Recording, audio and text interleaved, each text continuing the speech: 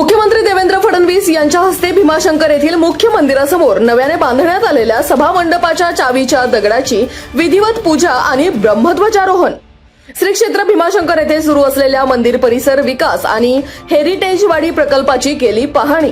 यावेळी त्यांनी कामाची गती, गुणवत्तेबद्दल व्यक्त केले समाधान। पुढील वर्षी कुंभमेळा सुरू होण्यापूर्वी या प्रकल्पातील सुमारे 90% काम पूर्ण होईल। मुख्यमंत्री फडणवीस यांनी व्यक्त केला विश्वास। यावेळी आमदार बाबाजी काळे, दिलीप वळसे, जिल्हाधिकारी जितेंद्र डुडी, मंदिराचे विश्वस्त आणि विविध विभागांचे अधिकाऱ्यांची उपस्थिती।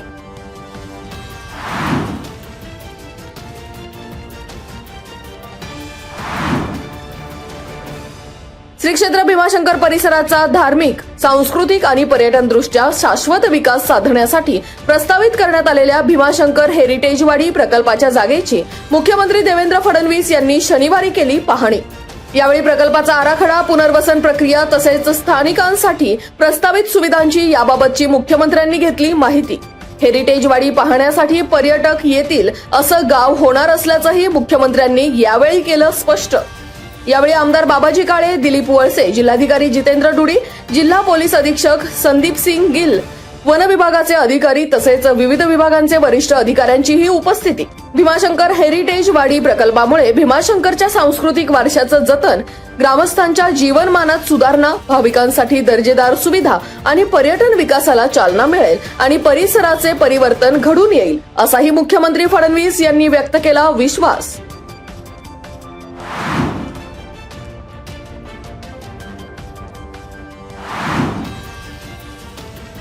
आषाढी एकादशीसाठी आळंदी येथून संत ज्ञानेश्वर महाराज आणि देहूवरून संत तुकाराम महाराज आणि सासवड येथील संत सोपानकाका संस्थानकडून पालखी सोहळ्याची मोठी परंपरा असून याबरोबर राज्यातील अन्य संतांच्या पालखी सोहळा पुणे विभागात आल्यानंतर आजपर्यंतच्या परंपरेला साजेसा आणि वारकऱ्यांसाठी अधिक सुविधायुक्त सोहळा आयोजित करण्यासाठी सर्व यंत्रणांनी समन्वयाने काम करावे।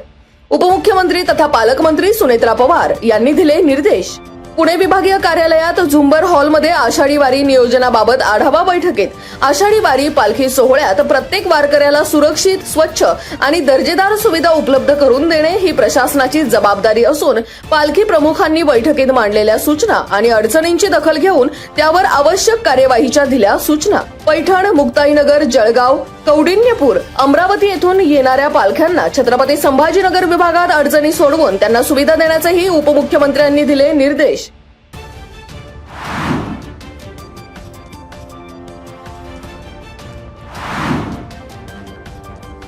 चैतन्य फाउंडेशन गोवा यांच्या मार्फत तयार झालेली भारतीय कालगणनेनुसार बनवलेली दिनदर्शिका शनिवारी माऊलींच्या चरणी अर्पित करून दिनदर्शिकेचं करण्यात आलं प्रकाशन। केरळ आणि तामिळनाडू राज्याचे राज्यपाल राजेंद्र विश्वनाथ आर्लेकर आणि त्यांच्या पत्नी अनघा यांनी त्यांच्या माध्यमातून कालगणना दिनदर्शिकेचा प्रकाशन सोहळा। यावेळी पुणे प्रमुख जिल्हा आणि सत्र न्यायालयाचे न्यायाधीश अरविंद वानखेडे, श्री ज्ञानेश्वर महाराज संस्थान कमिटीचे प्रमुख विश्वस्त डॉक्टर भावार्थ देखणे, पालखी सोहळा प्रमुख अॅडव्होकेट राजेंद्र उमाप, विश्वस्त योगी निरंजननाथ, चैतन्य महाराज लोंढे, पुरुषोत्तम पाटील, अॅडव्होकेट रोहिणी पवार, नगराध्यक्ष प्रशांत कुराडे, पंढरपूर येथील श्री विठ्ठल रुक्मिणी मंदिर समितीचे गहिनीनाथ महाराज औसेकर, सासवड येथील श्री संत सोपानकाका संस्थानचे अध्यक्ष अॅडव्होकेट त्रिगुण महाराज गोसावी यांच्यासह वारकरी भाविकांची उपस्थिती।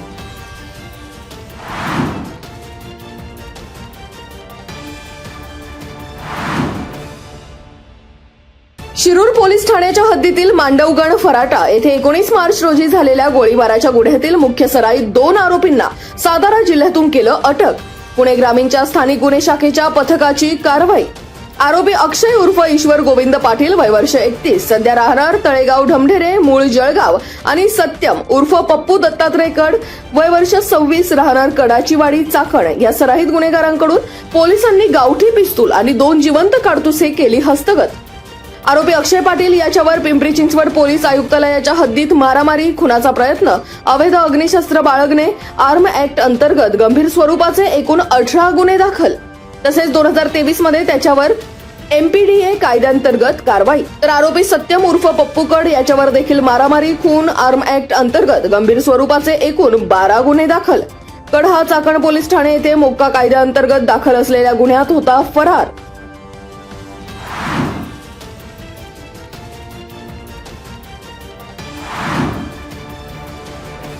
बाजारतळात बसण्यासाठी रोजच्या 600 रुपये पावती बरोबरच दंडाचे 200 रुपये अधिकचं मागणी केल्याच्या कारणावरून चिडून तरुणाला शिवीगाळ करत लाथाबुक्क्यांनी केली मारहाण. वासुली गावाच्या हद्दीत वासुली फाटा येथील बाजारतळमध्ये 11 रोजी सायंकाळी 6:30च्या सुमारास घडला प्रकार.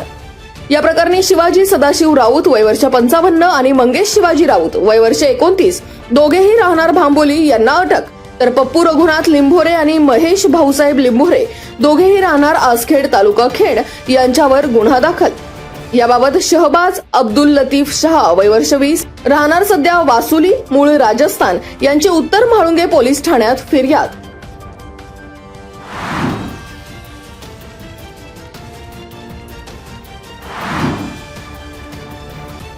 सोळाव्या वित्त आयोगामध्ये पंचायत समित्यांमधील निधीचा वाटा वाढवण्याची खेड पंचायत समितीचे उपसभापती मंगेश सावंत यांची मुख्यमंत्र्यांकडे मागणी. मुख्यमंत्री देवेंद्र फडणवीस यांना उपसभापती मंगेश सावंत, शिवसेना ठाकरे गटाचे राजगुरुनगर युवक शहर प्रमुख संतोष राक्षे यांनी दिले निवेदन. 13व्या वित्त आयोगामध्ये ग्रामपंचायत, पंचायत समिती आणि जिल्हा परिषद यांच्यासाठी अनुक्रमे 50, 30, 20 असे निधीचे वाटप होते. मात्र 15व्या वित्त आयोगामध्ये पंचायत समितींचा वाटा हा 10% घटवला. हा निधी पूर्वीप्रमाणे वाढवण्याची उपसभापती सावंत यांनी निवेदनाद्वारे केली मागणी.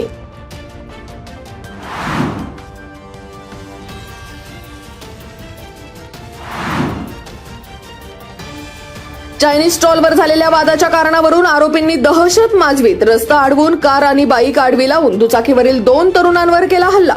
आरोपी सुनील गावडे आणि त्याच्या साथीदारांनी मोटार आणि दुचाकी फिर्यादी साईराज शेलार आणि त्याचा मित्र अक्षय राजू कौदरे यांच्या दुचाकीला रस्त्यात आडवी लावून फायटर, लोखंडी रॉड आणि बांबूने साईराज आणि अक्षय यांना केली मारहाण.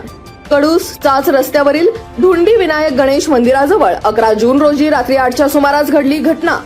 याबाबत साईराज बाळू शेलार वय वर्ष 26 राहणार खरोशी यांची फिर्याद. या प्रकरणी निमगाव येथील सुनील राजाराम गावडे आणि त्याच्या 7-8 साथीदारांवर गुन्हा दाखल.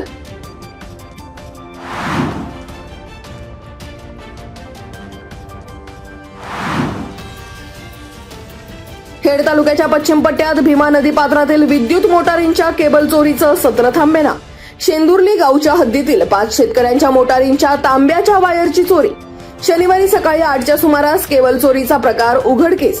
या प्रकरणी विलास मारुती रटाटे वय वर्ष 50 यांची खेड पोलीस ठाण्यात फिर्याद.